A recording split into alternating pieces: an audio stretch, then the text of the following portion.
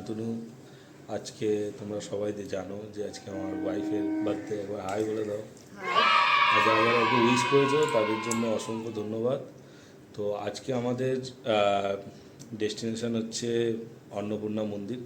তো আমরা আজকে অন্নপূর্ণা মন্দিরে যাব। চলো কীভাবে যাই, আমাদের বাড়ি থেকে বেশি দূর না। তো তাও আমি তোমাদের অ্যাড্রেস কীভাবে যেতে হয় সব বলে দিচ্ছি, চলো দেখতে থাকো। বাই।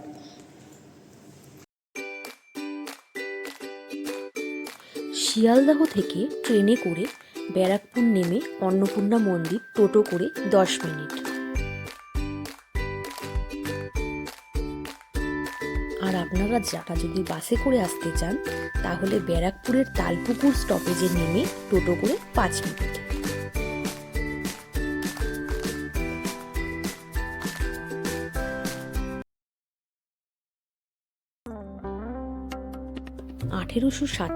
সালে রানী রাসমণি তার সহচরী ও তার জামাই মথুরকে নিয়ে নৌকো করে কাশীর উদ্দেশ্যে যাচ্ছিলেন।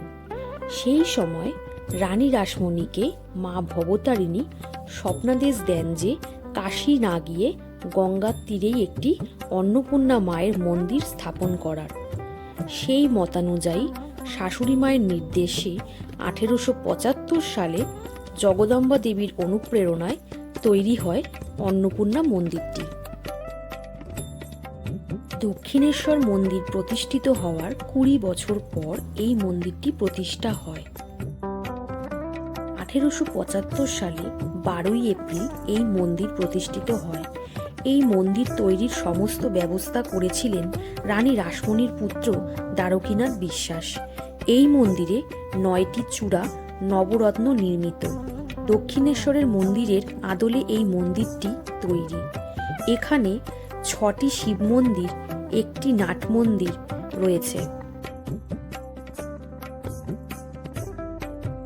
হ্যালো ফ্রেন্ডস, তো মন্দিরটা সত্যি খুব সুন্দর আর পুরো দক্ষিণেশ্বর মন্দির দেখতে। যদি আপনারা কেউ দক্ষিণেশ্বর না গিয়ে থাকে তো এই মন্দিরটা দেখলে আমার মনে হবে যে আপনি দক্ষিণেশ্বরই আছেন। সুন্দর জায়গা। এখানে পুজো দেওয়ারও ব্যবস্থা আছে, আপনারা দক্ষিণে যে পুজো দিতে হবে, আমরা অলরেডি পুজো দিয়েছি। খুব সুন্দর জায়গা, খুব সুন্দর। না আসলে আপনাদের ভালো লাগবে।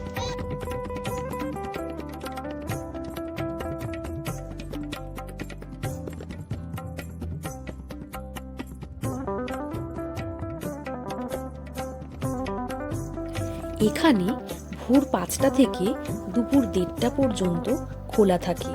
আবার বিকেল 4টে থেকে রাত 8টা পর্যন্ত এই মন্দির খোলা থাকে। আপনারা যারা যারা এখনো এই মন্দিরটির সম্বন্ধে জানেন না তারা অবশ্যই এসে একবার এই মন্দিরটিতে ঘুরে যাবেন।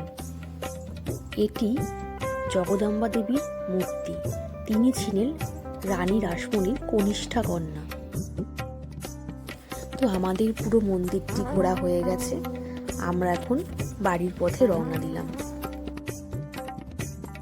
ভিডিওটি শেষ পর্যন্ত দেখার জন্য অসংখ্য ধন্যবাদ। আমাদের চ্যানেলে নতুন বন্ধু হয়ে থাকলে অবশ্যই সাবস্ক্রাইব করে দেবেন, লাইক করবেন। ভালো থাকবেন, ধন্যবাদ।